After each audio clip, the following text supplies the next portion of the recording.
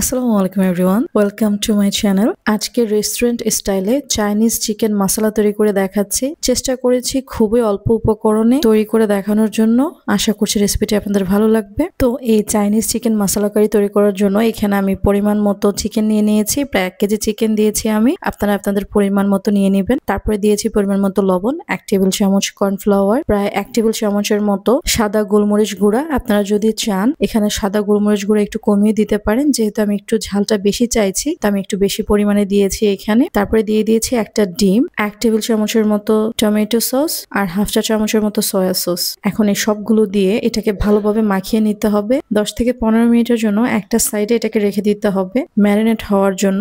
যদি আপনাদের কারো হাতে সময় না থাকে সেক্ষেত্রে আপনারা একটু বেশি সময় নিয়ে মাখিয়ে সাথে সাথে ভেজে নিতে পারেন, তাহলেও কিন্তু হবে। তো এদিকে একটা ব্লেন্ডারের জারে আমি হাফ কাপের মতো এখানে নিয়েছি পেঁয়াজ বেরেস্তা। তার মধ্যে প্রায় 5 থেকে 6 টুকরা দিয়েছি রসুন আর 1 ইঞ্চি পরিমাণ আদা দিয়েছি এখানে আমি আস্ত। আর 1 মুঠ দিয়েছি এখানে কাঁচা চীনা বাদাম। অন্য কোনো বাদাম না, চেষ্টা করবেন চীনা বাদামটাই দেওয়ার জন্য। এখন এই সবগুলোকে ব্লেন্ড করে নিব। এদিকে একটা প্যানে পরিমাণ মতো তেল গরম করে তেলটা একটু বেশি নিতে হবে, যেহেতু ডুবো তেলে চিকেনটাকে ভাজবো। তো যে ম্যারিনেট করেছিলাম চিকেনটা এটা দিয়ে দিচ্ছি। আর চুলার হিটটা থাকবে মিডিয়াম হিটে চিকেনগুলো তেলে দিয়ে তারপরে চিকেনগুলো ভেজে নিব 4 থেকে 5 মিনিট। যখন দেখবো চিকেনটা এরকম হয়ে এসেছে তখন এই চিকেনটা এখান থেকে তুলে নিব। এর চেয়ে বেশি ভাজার দরকার নেই। তারপর আরেক দিকে চুলায় তেল দিয়ে যে তেলটা দিয়ে চিকেন ভেজেছিলাম সেই তেলটা দিয়ে যে ব্লেন্ড করে রেখেছিলাম পেঁয়াজ, আদা, রসুন আর বাদামের মিশ্রণটা ব্লেন্ড করেছিলাম সেটা এখানে দিয়ে দিচ্ছি। তারপরে যে ব্লেন্ডারে ব্লেন্ড করেছিলাম সেই ব্লেন্ডারটা ধুয়ে যে পানিটা আছে সেটা এখানে দিয়ে দিচ্ছি।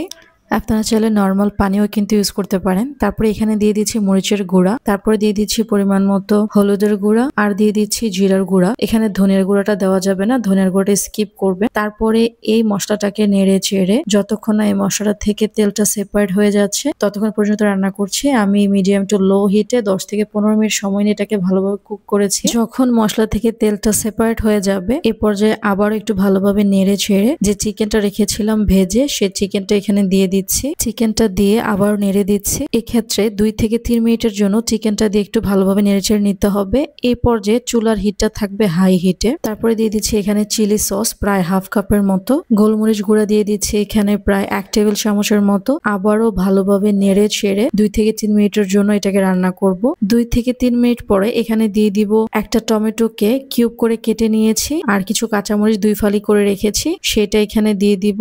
এটা দিয়ে দেওয়ার পরে চুলা কিন্তু হাই হিটেই থাকবে।